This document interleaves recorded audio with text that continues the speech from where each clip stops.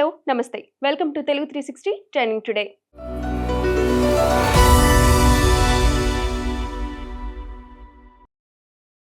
ఆంధ్రప్రదేశ్లో శ్రీశక్తి పథకాన్ని ముఖ్యమంత్రి చంద్రబాబు, మంత్రులు పవన్ కళ్యాణ్, నారా లోకేష్ ప్రారంభించారు.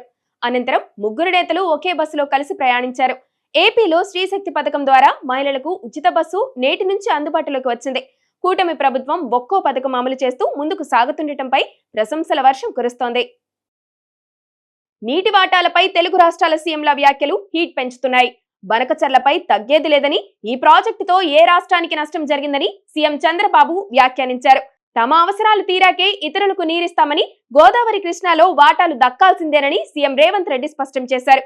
ఈ విషయంలో వ్యూహాలు ఎత్తుగడలతో నిర్ణయం తీసుకుంటామని రేవంత్ అనడంతో రెండు రాష్ట్రాల మధ్య జలజగడం ఇప్పట్లో తేలుతుందా అనే చర్చ మొదలైంది. వైసీపీ అధినేత జగన్ కు సీఎం చంద్రబాబుకు మధ్య పెద్ద తేడా ఏమీ లేదని ఏపీ కాంగ్రెస్ అధ్యక్షురాలు వైఎస్ షర్మిల తీవ్ర స్థాయిలో విమర్శించారు. గతంలో కుప్పంలో జగన్ చేసిన దాన్నే ఇప్పుడు పులివెందులలో చంద్రబాబు చేశారని ఆమె ఆరోపించారు. ఇద్దరు నేతలు కలిసి రాష్ట్రంలో ప్రజాస్వామ్యాన్ని ఖూనీ చేస్తున్నారని ఆమె ధ్వజమెత్తారు.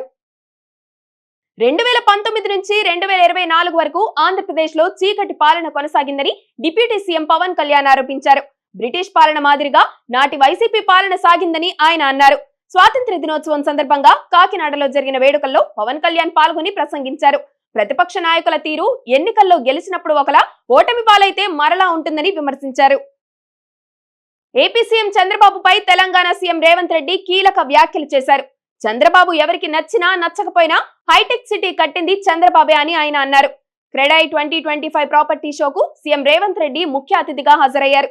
జ్యోతి ప్రజ్వలన చేసి ప్రాపర్టీ షోను ప్రారంభించిన ఆయన స్టాల్స్ ను పరిశీలించారు. కొందరు అపోహలు సృష్టించి అభివృద్ధిని అడ్డుకోవాలని చూస్తున్నారని మండిపడ్డారు. రాష్ట్రంలో ఢిల్లీ కిరాయి పాలన మొదలైందని మాజీ మంత్రి కేటీఆర్ అన్నారు. తెలంగాణ పరాయి వారి బానిసత్వంలోకి పోయి స్వాతంత్ర్యాన్ని, స్వేచ్ఛను కోల్పోతుంది. సీఎం 51 సార్లు ఢిల్లీకి వెళ్లారు. ప్రతి చిన్న పనికి అక్కడికే వెళ్లాలి. తెలంగాణ సంక్షోభంలో వెనకపడింది. పరిశ్రమలు తరలిపోతున్నాయి.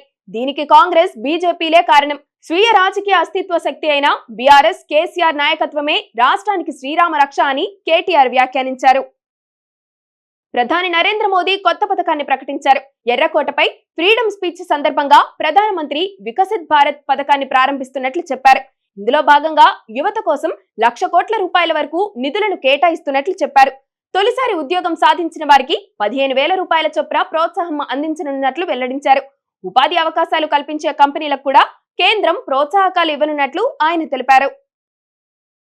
79వ స్వాతంత్ర్య దినోత్సవ వేడుకలకు కాంగ్రెస్ అగ్రనేత రాహుల్ గాంధీ హాజరు కాకపోవడం తీవ్ర రాజకీయ దుమారం రేపింది.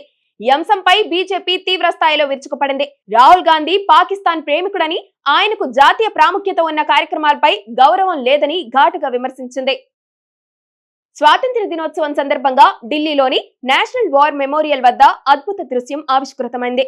యుద్ధాల్లో అమరులైన సైనికులను స్మరించుకుంటూ రాష్ట్రపతి ద్రౌపది ముర్ము, రక్షణ శాఖ మంత్రి రాజ్నాథ్ సింగ్, త్రివిధ దళాధిపతులు నివాళులర్పించారు. ఓవైపు జోరు వాన పడుతున్న కార్యక్రమాన్ని అలానే కొనసాగించారు. సోషల్ మీడియాలో వైరల్ అవుతున్న ఈ వీడియోను చూసిన నెటిజన్లు గూస్ బంప్స్ తెప్పిస్తున్నాయంటూ కామెంట్స్ చేస్తున్నారు. దేశవ్యాప్తంగా ఇవాల్టి నుంచి 3,000 రూపాయల ఫాస్టాగ్ పాస్ అమల్లోకి వచ్చింది. నేషనల్ హైవేలు, ఎక్స్ప్రెస్ హైవేలపై కార్లు, జీపులు, వ్యాన్లు వంటి వాణిజ్యేతర వాహనాలకు మాత్రమే ఇది వర్తిస్తుంది. ఈ పాస్ తీసుకుంటే ఫాస్టాగ్ ను పదే పదే రీఛార్జ్ చేయించాల్సిన అవసరం ఉండదు. ఏడాదిలో 200 ట్రిప్పుల వరకు ఈ పాస్ లో ఎలాంటి అదనపు చెల్లింపులు లేకుండా ప్రయాణం చేయవచ్చు. భారత స్వాతంత్ర్య దినోత్సవాన్ని పురస్కరించుకొని ప్రపంచ దేశాల నుంచి శుభాకాంక్షలు వెలువెత్తాయి.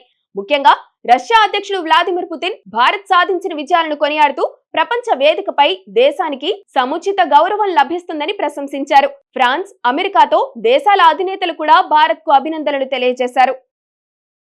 ప్రముఖ సినీ నటి కస్తూరి రాజకీయ రంగ ప్రవేశం చేశారు. తమిళనాడు బీజేపీ రాష్ట్ర అధ్యక్షుడు నైనార్ నాగేంద్రన్ ఆధ్వర్యంలో ఆమె భారతీయ జనతా పార్టీలో చేరారు. కస్తూరితో పాటు ట్రాన్స్జెండర్ కార్యకర్త అయిన నమితాన మారిముత్తు కూడా కాషాయ కండువా కప్పుకున్నారు.